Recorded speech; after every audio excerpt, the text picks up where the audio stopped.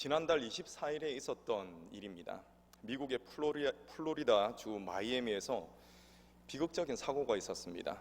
마이애미 해변 인근에 있는 12층 아파트 샘플레인 타워 사우스라는 아파트가 있습니다. 이 아파트가 느닷없이 붕괴가 되었습니다. 이 사고로 인해서 현재 사망자가 36명, 그리고 실종자가 109명이나 된다고 합니다. 매우 큰 사고입니다. 지금 구조 작업이 진행되고 있는데 아마 사망자는 더 늘어날 전망이라고 합니다. 전문가들은 아파트가 붕괴된 그 원인을 건물의 노후화와 또 집안 침식으로 보고 있습니다. 이 샘플라인 타워 사우스는 1981년 그때 이제 습지 위에서 지어졌다고 합니다. 습지 위니까 집안이 그렇게 튼튼하지가 않겠죠. 그래서 집안이 약했고 또 이 습지 지형이 변하면서 침하되었을 그 가능성에 전문가들은 무게를 두고 있습니다. 이 비극적인 사고 앞에서 한 사람이라도 더 구조되기를 희망합니다. 여러분, 멀쩡한 아파트가 갑자기 붕괴된 것이 아닙니다. 집안 침식이라는 원인이 있었습니다. 바울이 서신을 기록할 당시 고린도 교회에는 심각하게 분열된 현상이 있었습니다. 이 현상이 갑자기 생긴 현상은 아니었습니다. 방금 말씀드린 아파트 붕괴에도 원인이 있었죠. 이와 마찬가지로 사도 바울은 교회 분열에도 원인이 있다라는 그것을 알려주고 있습니다. 그 원인은 바로 교회는 하나님에게 초점을 맞춰야 되거든요. 그런데 사람에게 초점을 맞췄기 때문에 그렇습니다. 그것이 바로 원인입니다. 그렇기 때문에 은혜로워야 할 교회에 이 교회가 사분오열이 된 것입니다. 사도 바울은 이처럼 초점을 잘못 맞추고 있는 자들을 향해서 다음과 같이 이야기를 합니다. 우리 3절 말씀 여러분 읽어주시겠습니다. 3절 시작.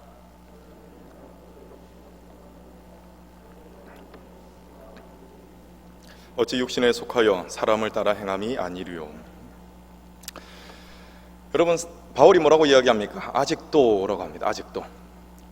예수님을 믿는다고 하지만 아직도, 이 아직도에 바울의 안타까움이 묻어 있습니다. 여러분, 아직 어디에 속해 있다고 그랬습니까? 육신에 속해 있다라고 했습니다. 육신에 속해 있기 때문에 하나님이 아닌 사람을 따르는 것이고, 사람을 따랐기 때문에 공동체가 파가 나뉘고 또 분열이 생기는 것입니다. 사도 바울은 사역자는 하나님께서 맡겨주신 분량대로, 어느 대로요? 하나님께서 맡겨주신 분량대로 하나님의 일을 하는 사람이다 라고 합니다. 그런데 사람들이 이 사역자에게 과도하게 집중을 하는 것입니다. 여러분, 하나님의 사역자라고 할 때 이 사역자는 헬라어로 다이코노니입니다. 이는 종 혹은 시중 드는 자라는 뜻을 가지고 있습니다. 여러분, 주인에게 집중을 해야 되는 것입니다. 그런데 지금 누구에게 집중하고 있는 것입니까? 시중 드는 자에게 집중을 하고 있는 것입니다. 자, 이렇게 시중 드는 자에게 집중을 하니까 영적으로 미성숙한 사람들이 되더라라는 것이죠. 여러분, 사람은 참으로 다양합니다. 사역자 역시 다양합니다. 그렇기 때문에 사역자마다 저마다 이 특성이 있습니다. 이 특성에 따른 호불호가 나뉘게 됩니다. 그리고 사람들은 이 호불호에 따라 헤쳐 모입니다. 이것은 어쩔 수 없는 현상입니다. 여러분, 그런데 우리가 생각해 봐야 될 것이 있습니다. 이 개인 취향에 따라서 헤쳐 모이는 것은 하나님의 말씀을 따른 결과가 아니라는 것입니다. 제가 방금 말씀을 드렸죠? 무엇에 따랐다고 한 것입니까? 개인 취향에 따른 것이라고 말씀드렸습니다. 하나님이 아닌 사람을 기초와 터로 삼다 보니까 하나님의 말씀에 따라 좌지우지되는 것이 아니라 개인 취향에 따라서 좌지우지되는 교회가 되었다라는 것이죠. 여러분, 세상 사람들이야 개인 취향을 따르는 것에는 거리낌이 없습니다. 그리고 개인 취향을 따른다고 하더라도 그렇게 문제될 것이 없습니다. 왜냐하면 사회에서 개인 취향이 안 맞으면 그냥 안 보면 됩니다. 그런데 교회는 다릅니다. 믿음 생활을 하려면 어찌되었든 공동체 내에서 만나게 되어 있습니다. 만날 수밖에 없습니다. 그런데 만나기는 만나는데 원수처럼 만나게 되는 경우가 문제가 생긴다는 것입니다. 여러분, 사도 바울은 이처럼 사람을 보며 개인 취향을 따르는, 그래서 파당을 나누고 있는 고린도 교회 성도들을 향해서 뭐라고 이야기합니까? 육신에 속한 사람들, 또 심하게 이야기합니다. 미성숙한 어린아이다, 이렇게 이야기를 하고 있습니다. 바울은 애매하게 돌려서 말하지 않습니다. 요점을 콕 찍어가지고 그야말로 돌직구를 날립니다. 상처받을 수 있죠. 이는 분명히 고린도 교인들에게 큰 충격을 주는 말이었을 겁니다. 왜 그렇습니까? 여러분, 고린도 교인들은 자신들에게서 나타나는 은사들, 이 은사들로 인해서 흥분을 감추지 못했던 사람들이었습니다. 그리고 이 은사들로 인해서 스스로를 특별한 자, 나는 대단한 자구나 라고 여기고 있었기 때문에 그렇습니다. 고린도 교회는 어느 교회보다 많은 은사를 받았습니다. 그래서 고린도 교인들은 스스로를 신령한 자로 여기며 자랑스러워하고 있었습니다. 스스로를. 그런데 바울이 그들을 향해서 지금 뭐라고 이야기합니까? 육신에 속했다, 당신들은 어린아이다 라고 이야기하고 있습니다. 그러니까 큰 충격을 받을 수밖에 없는 것입니다. 아마 많은 이들이 이 말로 인해서 큰 충격을 받았고 충격을 넘어서 분노했을 것 같습니다. 아니, 어떻게 우리들에게 이런 심한 말을 할 수가 있나, 이렇게 분노했을 것 같습니다. 여러분, 여기서도 우리가 생각해 봐야 될 것이 있습니다. 목회자는 친목 도모 회장이 아니라는 것입니다. 목회자는 무엇과 같냐면은 의사와도 같습니다. 여러분, 의사로서 중요한 일이 무엇이라고 생각하십니까? 제가 두 가지 예를 들어보겠습니다. 첫 번째는 위로입니다. 의사로서 중요한 것은 위로다. 두 번째는 올바른 처방이다. 여러분, 의사로서 두 가지 다 줄 수 있습니다. 위로도 주고 또 올바른 처방도 줄 수가 있습니다. 그렇지만 둘 중에서 택일을 하자면은 무엇을 꼽겠습니까? 올바른 처방입니다. 올바른 처방. 절대 다수의 사람들은 여러분, 그런데 그냥 위로만을 원합니다. 본인이 잘못했더라도 그냥 편들어 주기를 원합니다. 그런데 여러분, 정말 필요한 것은 무엇이라고요? 말씀을 따른 올바른 처방이라는 것입니다. 이런 의미에서 보면 바울은 영혼의 훌륭한 의사임이 틀림없습니다. 분명히 자신의 말로 인해서 다른 사람들, 상처받는 사람들이 숱하게 생길 겁니다. 그렇지만 바울은 있는 그대로 담백하게 처방을 내리고 있습니다. 바울은 어떻게 처방합니까? 하나님이 아닌 사람을 보는 초점으로 인해서 사역자들을 너무 의지하는 그것으로 인해서 당신들 교회에, 고린도 교회에 갈등과 분열이 일어났다라는 것을 먼저 지적하고 있는 것입니다. 그리고 처방을 내립니다. 여러분, 7절 말씀 여러분 읽어주시겠습니다. 7절 시작.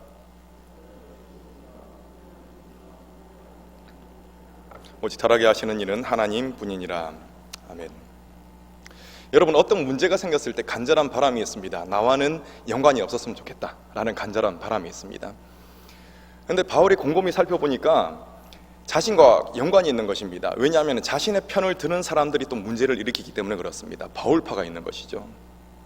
그러니까 이것은 인간적으로 보면 굉장히 난감한 상황입니다. 그런데 여러분, 바울이 자신과 아볼로와 같은 이 사역자들을 어떤 사람들이라고 이야기하고 있습니까? 어떤 사람들? 그냥 보조적인 역할을 하는 사람들이다 라고 이야기하고 있습니다. 그렇게 중요한 사람이 아니다 라고 이야기하고 있는 것입니다. 그냥 하나님이 맡기신 역할을 감당했을 뿐이다 라는 이 의미의 말을 이야기하고 있습니다. 또 나아가서 실질적으로 잘하게 하시는 분이 하나님이시다 라는 사실을 이야기하고 있는 것입니다. 여러분, 자신들이 아니라, 사역자가 아니라 하나님에게 초점을 두게 하려는 바울의 처방이 보이십니까?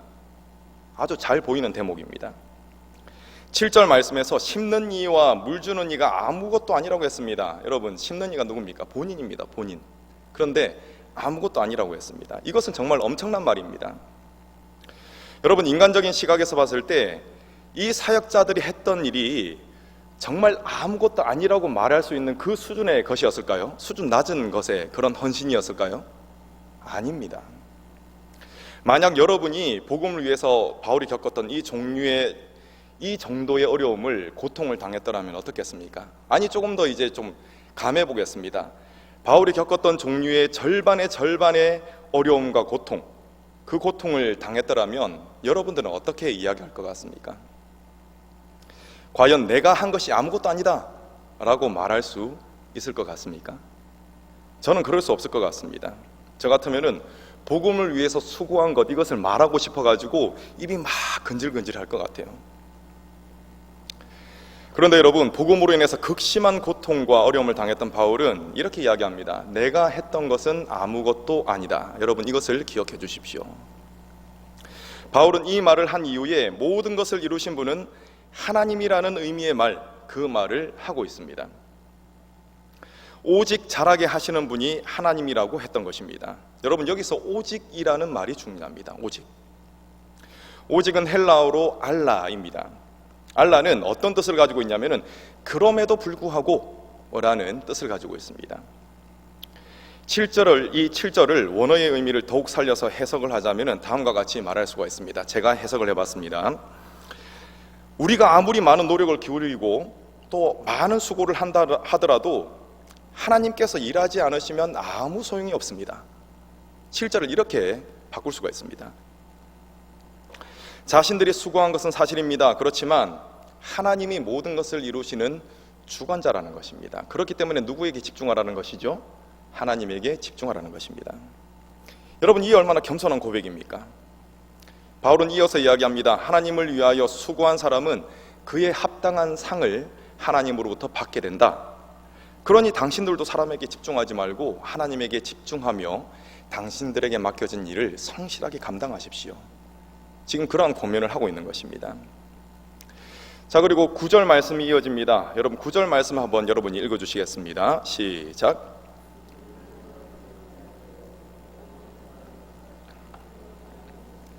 아멘. 자, 9절을 보면 언뜻 이해하기가 좀 어려운 부분이 있습니다. 여러분, 하나님께 집중하라던 바울이 왜 갑자기 이런 말을 했을까요? 우리는 하나님의 동역자다. 너희는 하나님의 밭이고 하나님의 집이다. 여러분, 참 대단한 말이지 않습니까? 이러한 표현들은 나 또는 우리를 특별하게 여기도록 만들어서 우리를 자랑하고 싶도록 만들 수도 있습니다. 그런데 여러분, 바울이 지금 자부심을 가지라는 의미에서 지금 이 말을 하고 있습니까? 그렇지는 않습니다. 정반대입니다. 이는 우리와 너희는 집중을 받아야 할 존재들이 아니다라는 것, 그것을 지금 힘주어 말하고 있는 것입니다. 우리 모두는 오직 하나님만을 드러내며 하나님만을 높여야 하는 존재라는 것, 그것을 이렇게 표현하고 있는 것입니다. 여러분, 내가 하나님의 무엇이다 라고 할 때 무엇에 집중하면 안 됩니다. 오롯이 하나님에게만 집중해야 하는 것입니다. 여러분, 모든 것이 하나님으로부터 말미암았기 때문에 하나님이 원하시는 일을 해야 합니다.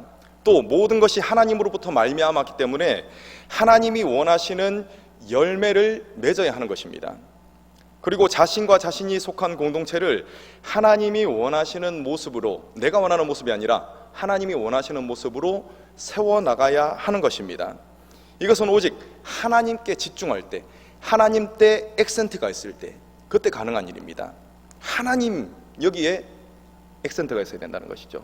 그런데 하나님의 무엇, 뒤에 무엇에 액센트가 있다면, 거기에 강조점이 있다면 내가 교만해지기 십상입니다. 만약 하나님이 아닌 그 무엇에, 내가 하나님의 그 무엇인데 라면서 그 무엇에 더 집중하게 된다면 자신도 모르는 사이에 자신을 내세우는 모습을 발견하게 될 것이고, 또 아울러서 사분오열되는 공동체의 모습을 발견하게 될 것입니다. 여러분, 하나님께 집중해야 된다는 것, 이것은 변하지 않는 본질입니다. 이 본질을 염두에 두지 않고 나타난 은사에 집중하게 되면은 은사는 정작 하나님으로부터 받게 되었는데 마귀의 일에 사용되는 그런 안타까운 일이 생긴다는 것입니다. 여러분, 혹시 먹튀라는 말 들어보셨습니까? 먹튀? 신조어입니다. 어떤 일을 하겠다고 계약을 하고 임금을 받았습니다. 돈을 받았습니다. 그럼 일을 해야 되지 않습니까? 그런데 일을 하지 않고 돈만 받고 그냥 도망간다. 돈만 받고 도망간다 해가지고 먹고 튀었다 해서 먹튀입니다. 여러분, 얼마나 많은 사람들이 하나님 앞에서 먹튀를 하고 있는지 모릅니다. 하나님께서는 그리스도를 통해서 영원한 생명을 약속하시고 그냥 약속만 하신 것이 아니라 실제로 새 생명, 영원한 생명을 하나님께서는 주셨습니다. 그리스도를 통해서 그렇게 하셨습니다. 하나님께서는 예수 그리스도라는 그야말로 엄청난 값을 우리에게 주신 것입니다. 이 값이 너무나 크기 때문에 모든 것, 이 값이 모든 것의 터가 되는 것입니다. 여러분 11절 말씀을 여러분 읽어주시겠습니다. 시작.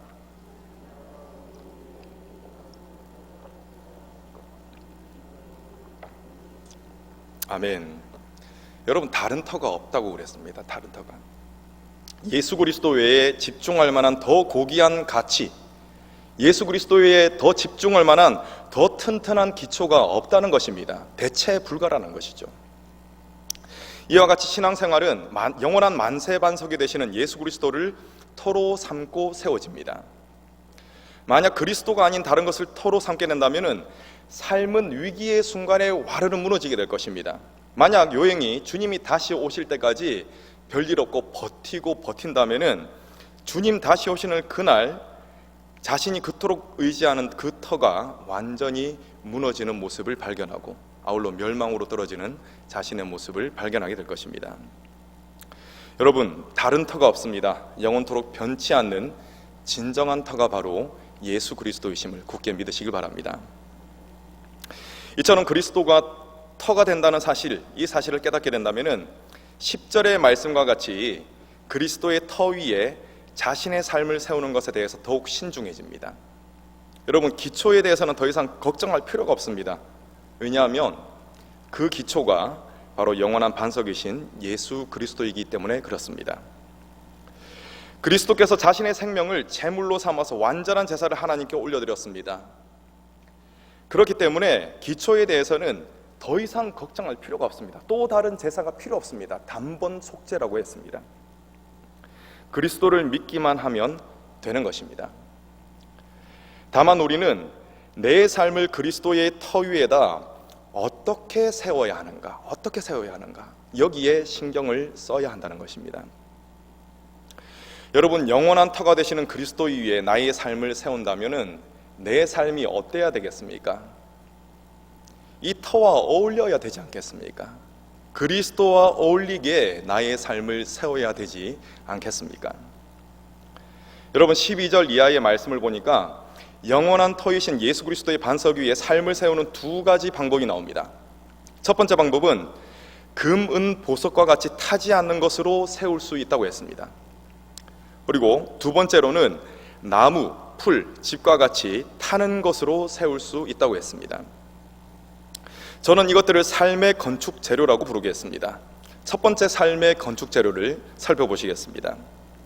이는 영원하며 귀중한 재료입니다. 부패하거나 낡아지는 재료가 아니라는 것이죠. 영구적이고 고귀합니다. 그렇기 때문에 금이나 은과 같은 보석에 빗대고 있는 것입니다. 여러분, 보석과 같이 귀중한 재료, 좋은 재료, 이것은 누가 주시는 것일까요? 하나님이 주시는 것입니다. 대표적인 것이 무엇이냐면 저는 성령의 열매라고 생각합니다. 갈라디아서 5장 22절 23절입니다. 오직 성령의 열매는 사랑과 희락과 화평과 오래 참음과 자비와 양성과 충성과 온유와 절제니 이 같은 것을 금지할 법이 없느니라. 아멘.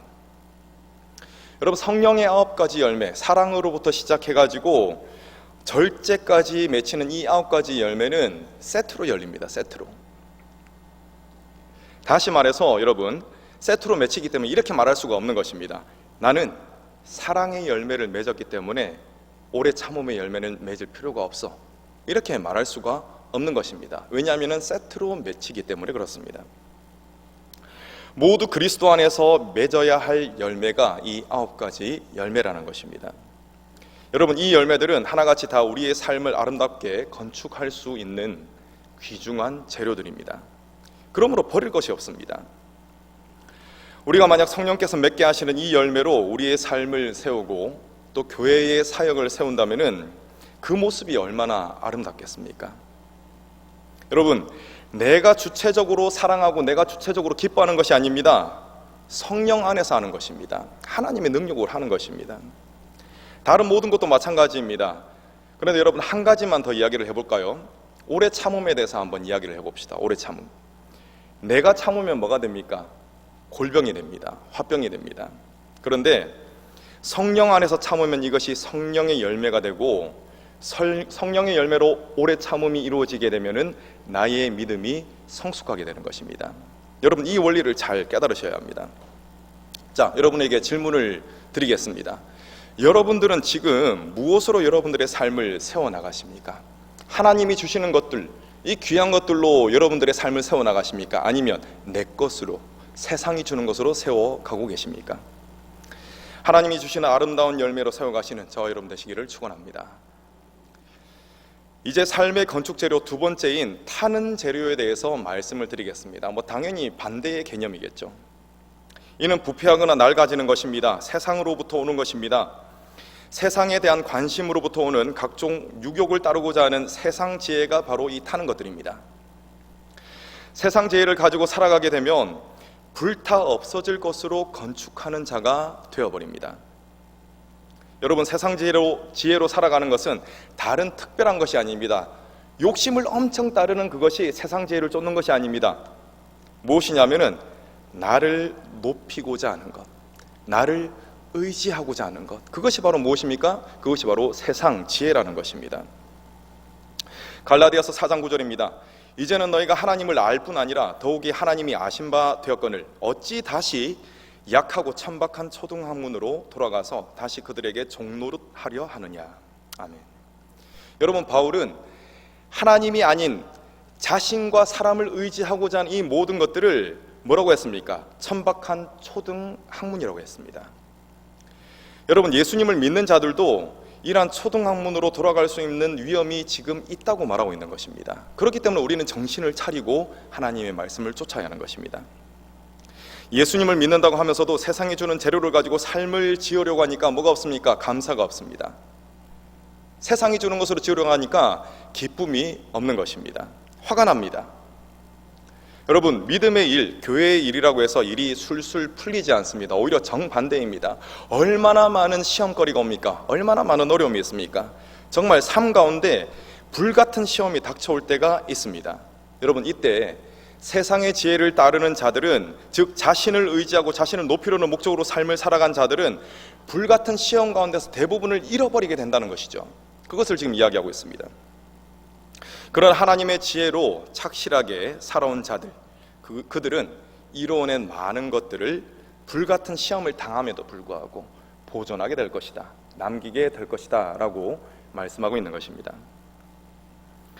여러분은 이제 말씀을 통해서 예수 그리스도가 영원한 터가 되신다라는 사실을 확인했습니다. 또한 이 반석인 그리스도의 터 위에 불타지 않는 하나님의 지혜로 내 삶을 건축해야 된다라는 사실, 그 사실을 알게 되었습니다. 이제는 구체적으로 우리의 삶을 어떻게 신중하게 만들어가야 하는지를 살펴보겠습니다. 16절 말씀 이후에 이에 대한 답이 나옵니다.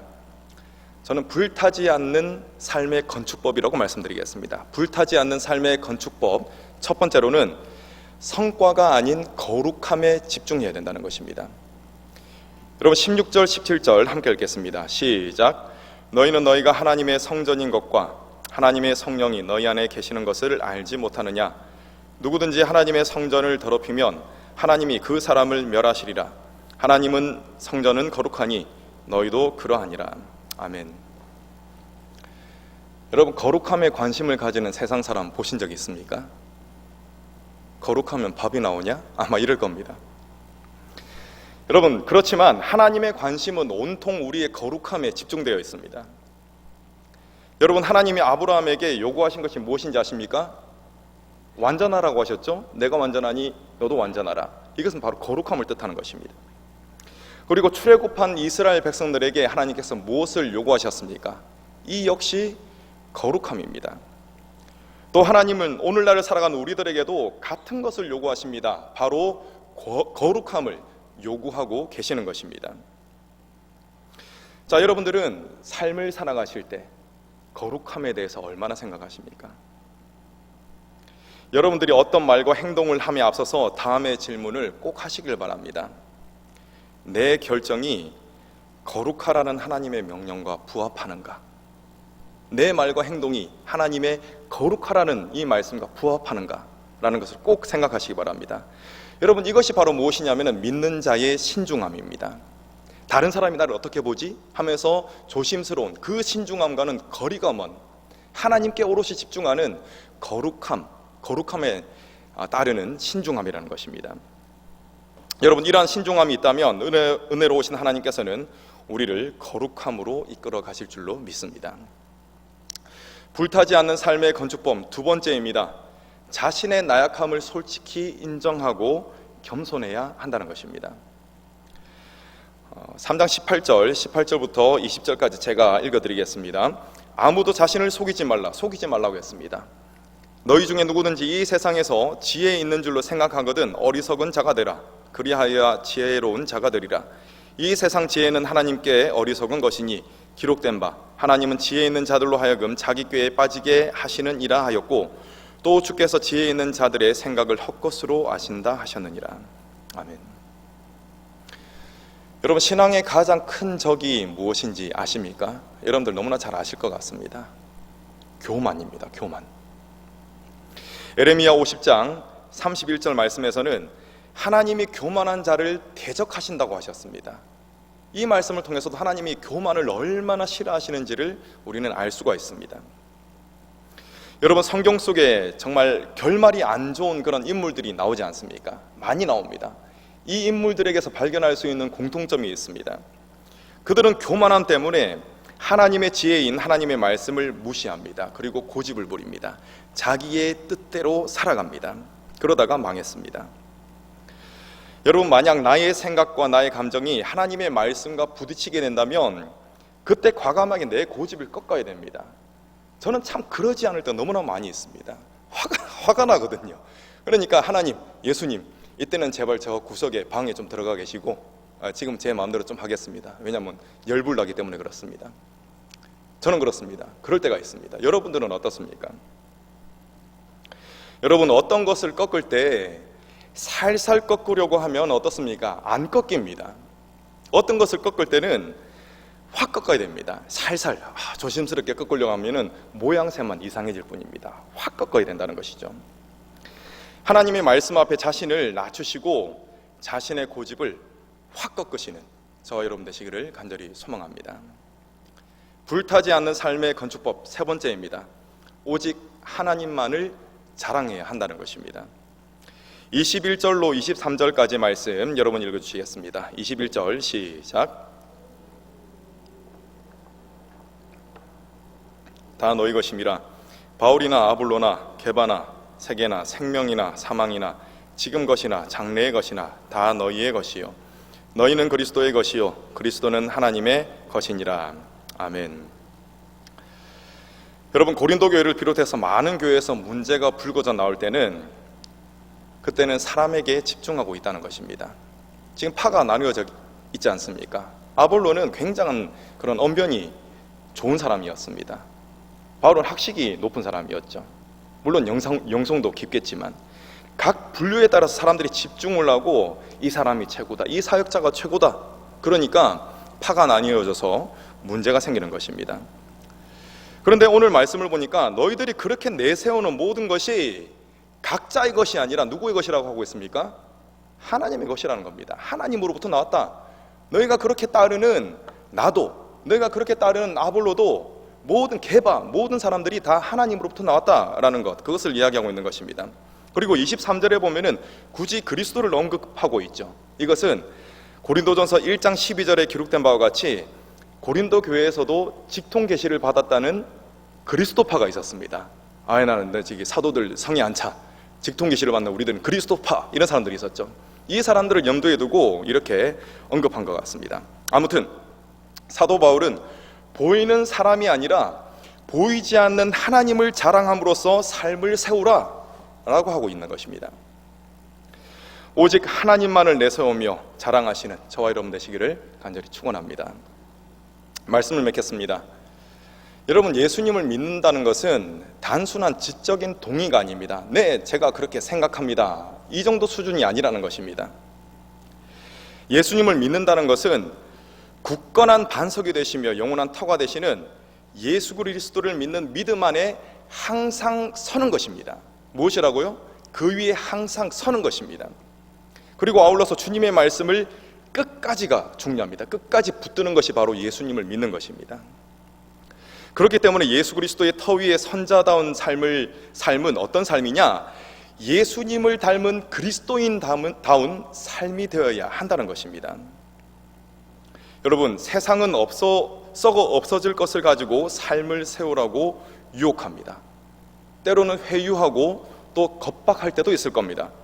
그러나 여러분, 영원히 남는 하나님의 말씀을 가지고 한 땀 한 땀 신중히 여러분들의 삶을 만들어 가시길 바랍니다. 예수 그리스도의 영원한 터 위에서 거룩함에 집중하시고 또 겸손하며 오직 하나님만 자랑함으로써 아름다운 삶을 만들어 나가시는 저와 여러분 되시기를 간절히 축원합니다. 기도하겠습니다.